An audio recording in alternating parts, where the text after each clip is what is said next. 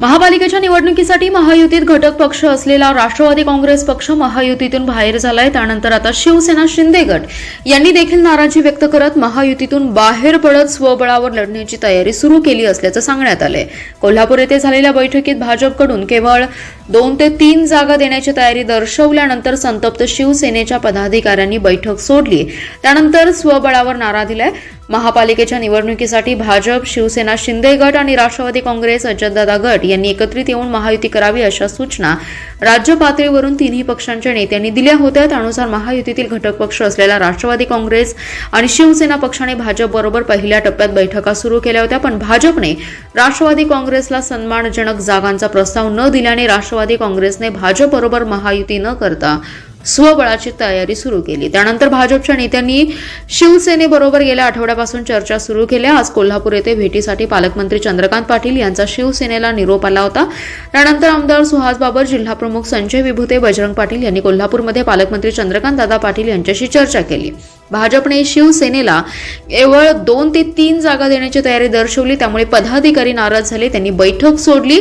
शिवसेनेला केवळ 2 ते 3 जागा मान्य नव्हत्या। शिवाय महानगर प्रमुख असलेले मोहन वनखंडे देखील नाराज झाले, त्यांच्या कुटुंबियांना देखील डावलण्यात आले। त्यामुळे शिवसेनेने आता स्वबळावर लढण्याची तयारी सुरू केली आहे। भारतीय जनता पार्टीकडून उमेदवारांची नावे जशी चर्चेत येत आहेत तसे धक्का आता भाजपला बसणार आहेत। भाजपला पहिला धक्का प्रभाग क्रमांक 10 मध्ये बसला। या ठिकाणी इच्छुक असणारे भाजपचे राजेंद्र मुळीक यांनी पक्षाला चोड चिठ्ठी देत राष्ट्रवादी काँग्रेस शरद पवार पक्षात प्रवेश केलाय। जयंत पाटील यांनी त्यांचं स्वागत केलं। राजेंद्र मुळीक यांच्या पक्षप्रवेशाने प्रभाग 10 मध्ये राष्ट्रवादी शरदचंद्र पवार पक्षाला बळ मिळालंय, असं मत राष्ट्रवादी काँग्रेसचे नेते आमदार जयंतराव पाटील यांनी व्यक्त केलं। राजेंद्र मुळीक प्रभाग क्रमांक 10 मधून सर्वसाधारण गटातून इच्छुक होते। भाजपने त्यांना उमेदवारीचा शब्द दिला होता, मात्र त्यांना उमेदवारी मिळाली नसल्याची चर्चा सुरू झाली। त्यामुळे त्यांनी पक्षाला सोड चिठ्ठी देत राष्ट्रवादी काँग्रेस शरद पवार पक्षात प्रवेश केलाय। यावेळी शहर जिल्हाध्यक्ष संजय बजाज, युवक जिल्हाध्यक्ष राहुल पवार, बाबू पटेल, यशवंत माळी, शहनशाह मकानदार, गजानन कोळी, प्रवीण मुळीक, संभाजी बेडगी, नंदकुमार माळी, अमजद पटेल, हसन मेस्त्री, अजय मुळीक, कुणाल मुळीक, रवी पटेल, पुरुषोत्तम पटेल, शशिकांत माळी, राजू पवार, अजिंक्य पाटील, शेखर कोळेकर आदी जण उपस्थित होते। अफगाणिस्तानमधून बेकायदेशीररित्या आयात केलेला खराब आणि आरोग्यास घातक असलेला बेदाणा महाराष्ट्रातील कोल्ड स्टोरेजमध्ये साठवून त्यावर प्रक्रिया करून तो भारतीय बाजारपेठेत विकण्याचं मोठं रॅकेट द्राक्ष बागायतदार संघाने उघडकीस आणले। संघाचे पदाधिकारी तासगाव परिसरातील कोल्ड स्टोरेजवर छापे टाकून काही बेदाणा व्यापारी आणि कोल्ड स्टोरेज मालक यांचे कारनामे उघड केलेत। दरम्यान या सर्व प्रकरणाची चौकशी करून दोषी व्यापारी, कोल्ड स्टोरेज मालक यांच्यावर कारवाई करून त्यांचे परवाने निलंबित करावे अशी मागणी बागायतदार संघाच्या पदाधिकाऱ्यांनी केली आहे। गेल्या 2 वर्ष प्रतिकूल स्थितीमुळे भारतात द्राक्षाचं उत्पादन कमी होत आहे। यंदाही कमी प्रमाणात द्राक्ष येणार आहे, त्यामुळे बेदाणा उत्पादनही कमी होणार आहे। उत्पादन घटल्यामुळे बेदाण्याचे दर वाढलेले आहेत। या वाढीव दराचा फायदा घेण्यासाठी अफगाणिस्तानामधील निकृष्ट बेदाणा छाप्या पद्धतीने भारतात आयात करण्यात आलेला आहे। सांगली जिल्ह्यातील अनेक कोल्ड स्टोरेजमध्ये तो आलाय। हा बेदाणा वॉश करून त्याला कृत्रिम रंग देऊन तो पुन्हा भारतीय बाजारात आणण्याचा काही व्यापारी आणि कोल्ड स्टोरेज मालक यांचा डाव आहे। तो डाव संघाच्या पदाधिकाऱ्यांनी शनिवारी उधळून लावला। संघाचे राज्य उपाध्यक्ष मारुती चव्हाण, जिल्हा अध्यक्ष दत्तात्रय पाटील, काही संचालक यांनी कोल्ड स्टोरेजमध्ये प्रत्यक्ष जाऊन अफगाणिस्तानमधून आलेले बॉक्स उघड केले। त्यांनी तासगाव बाजार समितीच्या संचालकांना बोलावून ही माहिती सांगितली। त्यावेळी हा निकृष्ट आणि काळा बेदाणा असल्याचे निदर्शनास आलं। या प्रकरणी चौकशी करून सर्व दोषींवर कडक कारवाई करावी, त्यांचे व्यापारी परवाने रद्द करावेत अशी मागणी करण्यात आली आहे। सांगली आणि तासगाव मधील काही कोल्ड स्टोरेज मालकांनी चीनचा बेदाणा अफगाणिस्तान मार्गे सांगली जिल्ह्यात आयात केलाय। त्यांचा भांडाफोड बागायतदार संघाच्या पदाधिकाऱ्यांनी केलाय। त्यामुळे देशांतर्गत बेदाण्याचे दर पाडण्याचं षडयंत्र सुरू आहे। बेदाणा आयात करणाऱ्या व्यापाऱ्यांना बदलून काढू असा इशारा स्वाभिमानीचे जिल्हाध्यक्ष महेश खराडे यांनी दिलाय। खराडे म्हणाले, देशातील बेदाणा उत्पादक शेतकऱ्यांना सध्या 300 ते 350 रुपये प्रति किलो भाव मिळतो, तर चीनचा बेदाणा 150 ते 200 रुपये प्रति किलोने मिळतो। तो बेदाणा आयात करून इथले दर पाडले जात आहेत। या बाबतीत द्राक्ष बागायतदार संघाच्या पदाधिकाऱ्यांनी बटेजा आणि राधेय कोल्ड स्टोरेजवर धाड टाकून परदेशी बेदाणा आयात केल्याचं सिद्ध केलंय। आयात केलेला स्वस्त आणि दर्जाहीन बेदाणा प्रोसेसिंग करून भारतीय असल्याचा बनाव करून तो 350 ते 400 रुपयाला विकण्याचा डाव सुरू आहे, तो उधळून लावण्यात आलाय। जिल्ह्यातील आणि राज्यातील शेतकऱ्यांना झळ बसत असेल तर ती खपवून घेतली जाणार नाही. अगोदरच 2 वर्ष द्राक्ष उत्पादक शेतकरी अडचणीत आहे. द्राक्ष बागा काढून टाकण्याचं सत्र सुरू आहे. ज्या शेतकऱ्यांकडे द्राक्ष आणि बेदाणा आहे त्यांना मात्र दर चांगला मिळतोय. अशा परिस्थितीत तासगाव आणि सांगलीचे व्यापारी त्यांच्या अन्नात माती मिसळण्याचा उद्योग करत असतील तर आम्ही खपवून घेणार नाही. या पुढच्या काळात स्वाभिमानी ही गप्प बसणार नाही. चुकीच्या पद्धतीने वागणाऱ्यांना आम्ही बदलून काढू असा इशारा महेश खराडे यांनी दिलाय.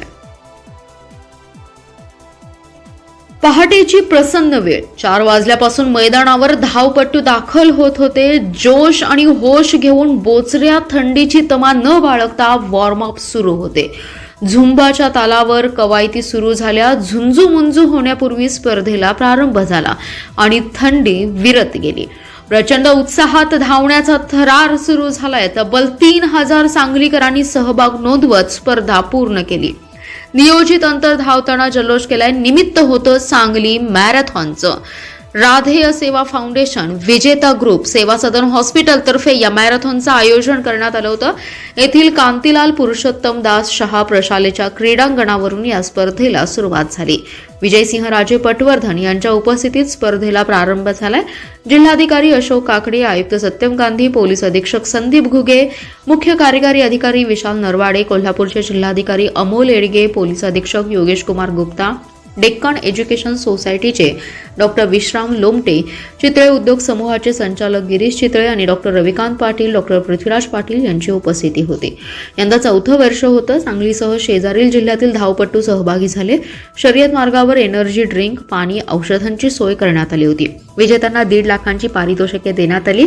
प्रत्येक सहभागीला टी-शर्ट, पदक, बॅग, प्रमाणपत्र, फिजिओथेरपी, झुंबा, हायड्रेशन आणि रूट सपोर्टची सोय करण्यात आली.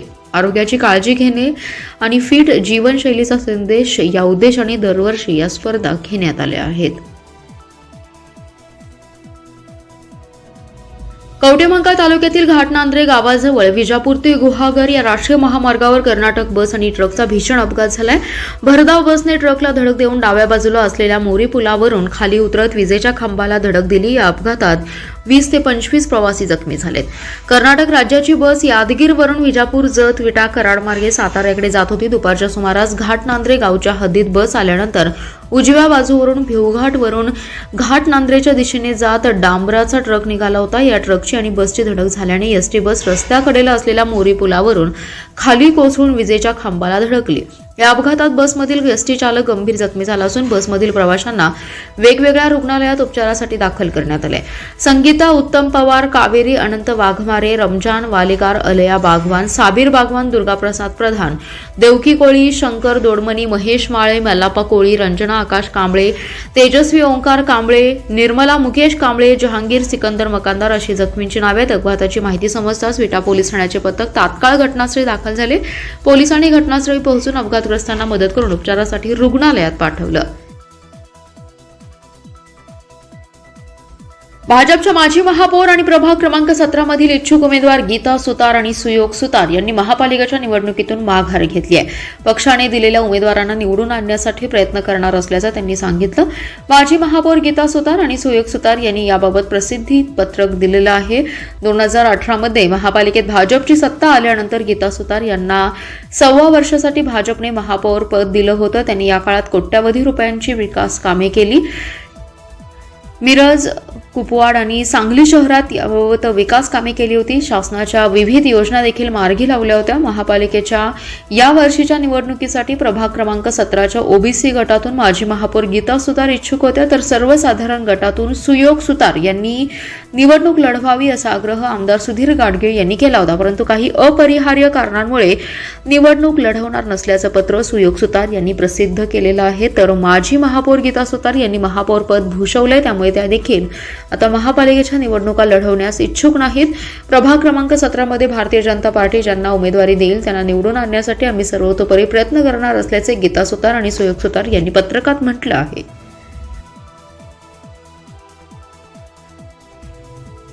चीनमधील बेदाणा अफगाणिस्तान मार्गे सांगलीत आणून विकणे स्थानिक शेतकरी बेदाणा व्यापार उद्ध्वस्त करणारे आहेत.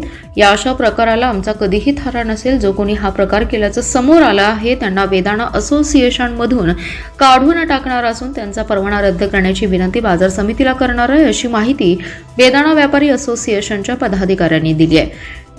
द्राक्ष बागायतदार संघाचा पदाधिकाऱ्यांनी शनिवारी निकृष्ट दर्जाच्या बेदाण्याला रंग देऊन तो बाजारात आणला जात असलेल्या रॅकेटचा पर्दाफाश केला. यानंतर व्यापाऱ्यांनी आज सांगली व तासगाव येथील व्यापाऱ्यांची बैठक घेऊन ही मागणी केली. या बैठकीला सांगली बाजार समिती संचालक प्रशांत मजलेकर, बेदाणा असोसिएशनचे संचालक सुशील हडदरे, संचालक मनोज मालू, तासगाव बाजार समिती संचालक कुमार शेटे, स्टोरेज असोसिएशनचे किरण बोडके आदी जण उपस्थित होते. ते म्हणाले, गेल्या 30 ते 35 वर्षांपासून बेदाणा व्यापार वाढीसाठी प्रयत्न करत आहेत. त्यामुळे शेतकऱ्यांमुळेच हा व्यापार वाढलाय. यावर्षी बेदाणा उत्पादन कमी झाल्यामुळे बेदाण्याला चांगला दर मिळेल असं वाटत होतं. मात्र चीनमधील निकृष्ट दर्जाचा बेदाणा अफगाणिस्तान मार्गे भारतात मोठ्या प्रमाणात आलेला आहे. तो सांगली तासगावच्या काही व्यापाऱ्यांनी कोल्ड स्टोरेजमध्ये आणलाय. हे चुकीचं कृत्य करणाऱ्या व्यापाऱ्यांच्या पाठीशी आम्ही असणार नाही. त्यांच्यावर कडक कारवाई करावी अशी आमची भूमिका असल्याचं त्यांनी सांगितलं.